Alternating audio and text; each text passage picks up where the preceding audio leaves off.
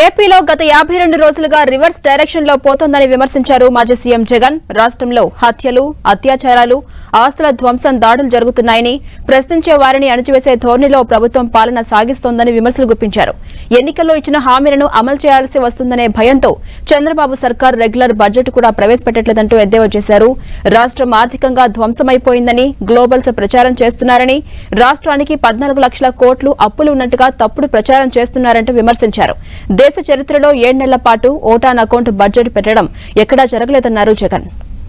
ఏకంగా 7 నెలలు vote on account budget మాత్రమే ప్రవేశపెట్టే అధ్వానమైన పరిస్థితిలో ఈ రోజు రాష్ట్రం ఉంది అనంటే, రెగ్యులర్ బడ్జెట్ ప్రవేశపెట్టే ధైర్యం కూడా చంద్రబాబు నాయుడు గారికి లేదు అనంటే ఎంతటి దారుణమైన పాలన సాగుతా ఉంది అని చెప్పడానికి ఇదొక గొప్ప నిదర్శన. నిజంగా ఆ రెగ్యులర్ బడ్జెట్ లో తాను సూపర్ 6 అంటూ, సూపర్ 10 అంటూ తాను చేసిన ఆ మోసపూరిత హామీలకు సంబంధించిన కేటాయింపులు బడ్జెట్ లో కనపడకపోతే ప్రజలు రోడ్డు మీదకి వస్తారని, ప్రజలు గలం విప్పుతారని అని చెప్పి ఏకంగా ఆ పరిస్థితి రాకూడదు అని చంద్రబాబు నాయుడు గారు దాటవేస్తా ఉన్న ధోరణి. ప్రజలెవరూ రోడ్డు మీదకి రాకూడదు అని భయానక వాతావరణం, ఫియర్ సైకోసిస్ క్రియేట్ చేస్తూ రాష్ట్రాన్ని ఏకంగా అత్యాచారాలు, హత్యలు, కొట్టడాలు, ఆస్తుల ధ్వంసాలు, వీటి అన్నిటితో భయానక వాతావరణం క్రియేట్ చేస్తా ఉన్నారు.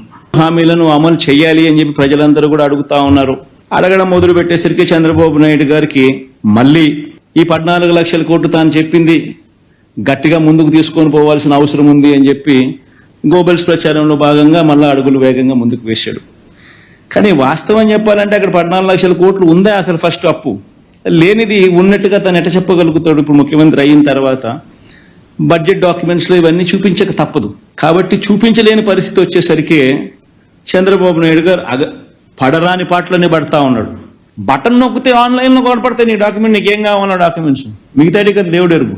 మరి ఏం జరిగిందని దానికి ఏదో ఘటన ఏదో జరిగింది, ఆడియోలు ఎందుకు కాలేదో దేవునికి ఎరక, దానికి ఏదో చిత్రీకరించి దానికి ఏదో ఏదో ప్లాన్ చేసినట్టుగా దానికి అభూత కల్పన క్రియేట్ చేసి దానికి ఏమేమో దాన్ని చేసి కేవలం ఏంది జగన్ రషీద్ దగ్గరికి పోతున్నారు. చూడండి, ఈ రకంగా ఒక ముఖ్యమంత్రి కొడుకు రెడ్ బుక్ అనే దాన్ని హోర్డింగులు పెట్టించి ఏకంగా రాష్ట్ర వ్యాప్తంగా ఈ మాదిరిగా హోర్డింగులు పెడితే గ్రామాలలో న్యాచురల్లీ ప్రతి ఒక్కరు కూడా వాళ్ళ కక్షలు వాళ్ళ దానికి తీర్చుకునే దానికి ఇదొక అవకాశం కింద తీసుకుని ప్రతి ఒక్కరు వాళ్ళ గ్రామంలో రెడ్ బుక్ వాళ్ళు తీస్తున్నారు, బయటికి తీసి వాళ్ళ పర్సనల్ స్కోర్